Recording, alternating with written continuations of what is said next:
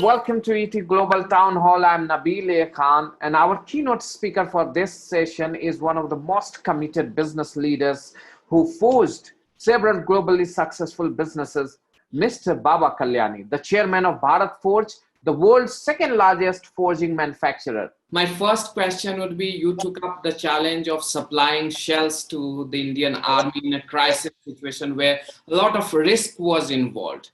How did you manage this in such a short time? I think it's an exemplary, a matter of study for supply chain management. Can you give us a brief sense? How did you do it? When it's all about technology and the ability to, put technology in different buckets, desegregated.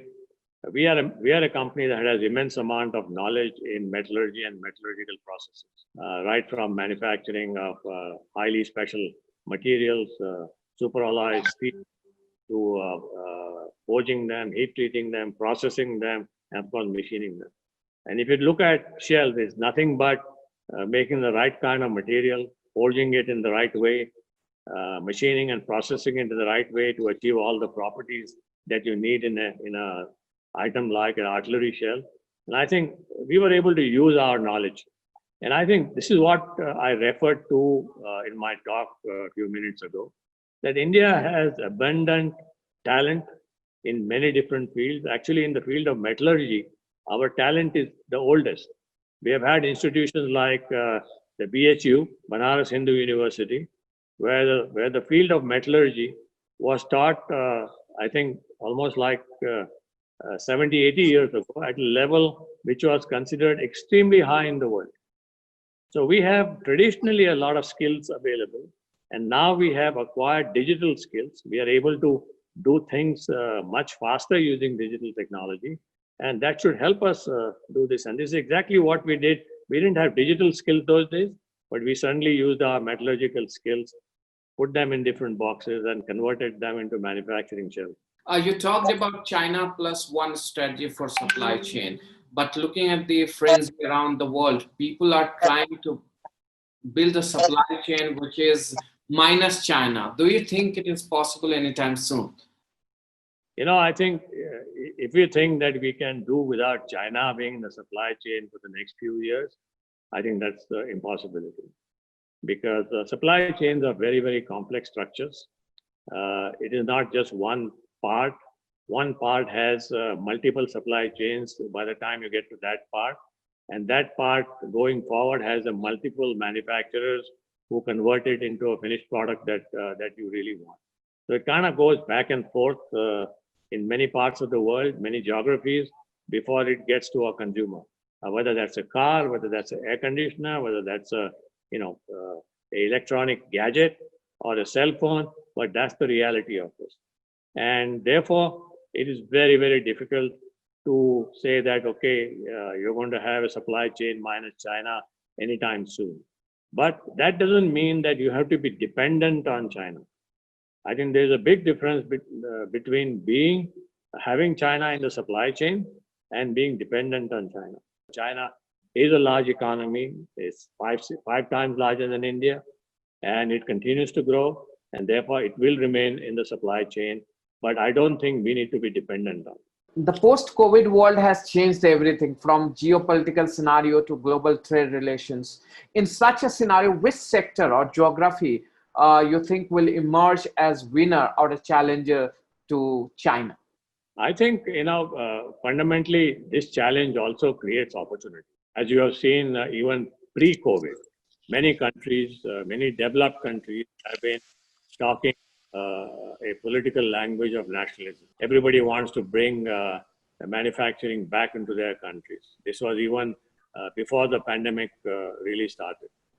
Of course, the onset of the pandemic, early part of this year, has kind of accelerated that process, and now it's created into a not just a process because of the pandemic, but it's also got converted in terms of trade wars and all the things that you keep hearing in the media about what's happening between China and the rest of the world, including India, in terms of what's happening at our borders. So I think, this process is pretty much what will determine how things happen. I think everybody is going to take a piece of the pie. No piece of the pie is going to remain with any one country or any 2 or 3 countries. Some of it is going to remain in China no matter what we do.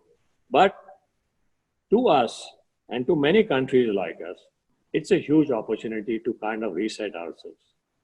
If we reset ourselves, then say we grow from here, in 10 years, we can have an extremely large manufacturing base. You talked about every country in the world having its own share in the pie. For India, what kind of pie do you see? The piece of the pie will be in areas where we have basic technological strength. If you have technology, if you have connectivity, you understand the digital. Digital is going to be a common thread no matter which business you're in. So if you understand this, and if you are able to connect to the global customer base, you are going to win. So if I look at India, the areas where we are currently very, very strong is pharmaceuticals, and I think we are going to get even more stronger in that area with more backward integration into API and basic chemicals and more R&D and innovation in terms of medicines. Second is automotive components. I think we are extremely competitive in that around the world. And not only competitive, we are technically getting far better than the rest of the world in this area. And we are connected with the whole world in terms of being in the supply chain. We are digitally very savvy. Most companies now work on digital platforms. This work from home has kind of encouraged the creation of digital platforms. And people have found out to their amazement that if you work digitally, your productivity goes up 30-40%. So, this is an unseen benefit that most companies have derived. The other areas where India will gain tremendous prominence, as I see going forward, will be in electronics, because we are a large consumer of these products with the population that we have, whether it's cell phones, whether it's televisions, whether it's any other electronic systems, consumer product systems. I think India will become a very, very big manufacturer today. Today, all we are doing is importing materials and assembling and selling. And I think that will stop. The government policy is moving in that direction. If I come to other products, you look at footwear, you look at textiles, you look at things like that.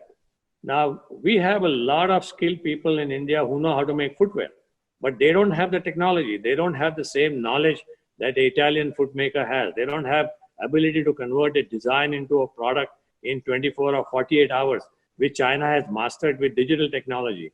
But that, it wouldn't take us more than 3 months to make that happen in India. If we just, put our minds to it and set up a process and train people.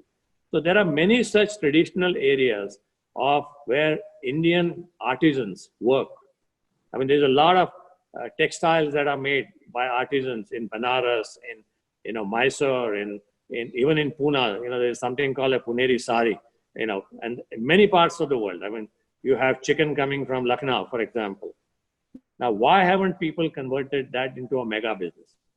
I think the missing link is making it digital, bringing technology in, training people, and getting them access to the world, to the market. What message do you have for the Indian manufacturer to go on the global pedestal to serve the international market in supply chain? You can't get a better opportunity than this. If you have knowledge of your product, if you have technology, if you have skilled people, the market is waiting for you. There are people who are waiting to buy your product. And I think there is a lot of help available from the government. We have this production-linked incentive scheme that has come out, where if you keep increasing your manufacturing in particular areas, the government is incentivizing you to do that. Therefore, I think you don't want to lose this opportunity. If you lost this opportunity in the next, let's say 2, 3, 4 years, then you'll never make it. Thank you so much, Mr. Kalyani, for taking time out and joining ET Global Town Hall. My pleasure.